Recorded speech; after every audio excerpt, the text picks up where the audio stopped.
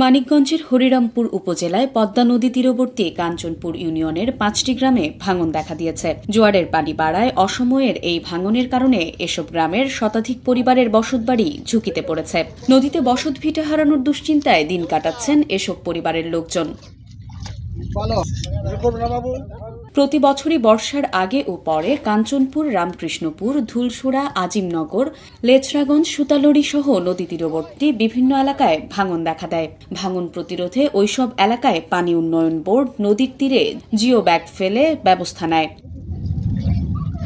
তবে জোয়ারের পানি বাড়ায় নদীর স্রোত ও ঢেউয়ে হঠাৎই অসময়ে কাঞ্চনপুর ইউনিয়নের কুশের চর, মালুচি পশ্চিমপাড়া, কোটকান্দি ও বাগমারা গ্রামে ভাঙন শুরু হয়েছে। ঢেউয়ে ওইসব এলাকায় নদীর পাড়ের জিও ব্যাগ ধসে গেছে। ওইসব গ্রামে নদী তীরবর্তী শতাধিক পরিবারের বসতভিটা ও কৃষিজমি নদীগর্ভে বিলীন হওয়ার উপক্রম হয়েছে। এছাড়া পাকা সড়ক ও বিভিন্ন স্থাপনা ঝুঁকিতে রয়েছে। এতে ভাঙন আতঙ্কে পড়েছে নদী পাড়ের মানুষ।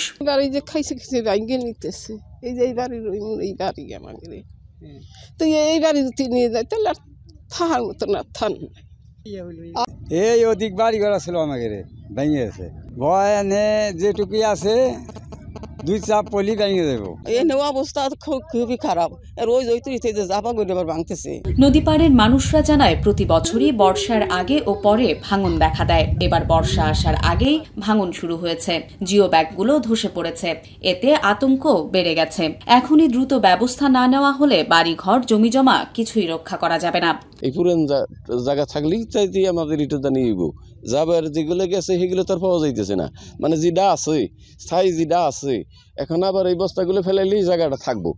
বস্তা বস্তি ভাঙে চিরে পড়তেছে, এগুলো তো যদি মেরামত না করা হয় তাহলে তো আর থাকবো না জায়গা। নদী যদি ভাঙে যায়, আসে যদি ভাঙে যায় তাহলে আমরা খুব অসহায়। তাছাড়া আমার থার জায়গা নাই। আমাদের 10-11টা মরছে, ভিটা সবই নদীতে নিয়ে গেছে। আজকে মোটামুটি 20-20 দিন ধরে বাঙ্গুনিটা চাপছে। আগে একটু কম ছিল, এখনই বাঙ্গুনি চাপছে। আষাঢ় মাসে বাঙ্গুনি আরো কত দূর যাবে তার কোনো সামিন ঠিক নাই। জনপ্রতিনিধিরা জানান কাঞ্চনপুর ইউনিয়নের মোট 13টি মৌজার 12টি নদীতে বিলীন হয়ে গেছে। প্রতি বছর ভাঙনের শিকার হয়ে অনেকেই নিঃস্ব হয়েছেন। ভাঙন রোধে স্থায়ী বাঁধ নির্মাণের দাবি করেছেন তিনি।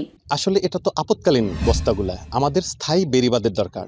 সেটা ব্লকের মাধ্যমে যদি করা হয় এবং আমাদের স্থায়ীভাবে যদি বেড়িবাঁধটা দেওয়া হয় তাহলে কাঞ্চনপুরে যে অবশিষ্ট ভূমি আছে সেটা রক্ষা হবে। পানি উন্নয়ন বোর্ড বলছে আপৎকালীন জিও ব্যাগ ফেলার কাজ শিগগিরই শুরু করা হবে। বরাদ্দ পেলে দ্রুত প্রতিরক্ষা বাঁধ নির্মাণ কাজ শুরু হবে। দৌলতপুর উপজেলার বাগুটিয়া এবং শিবালা উপজেলার আরও ইউনিয়নের কুষ্টিয়া প্রাথমিক বিদ্যালয় সংলগ্ন অংশে আগাম প্রতিরোধমূলক কাজ শুরু করব।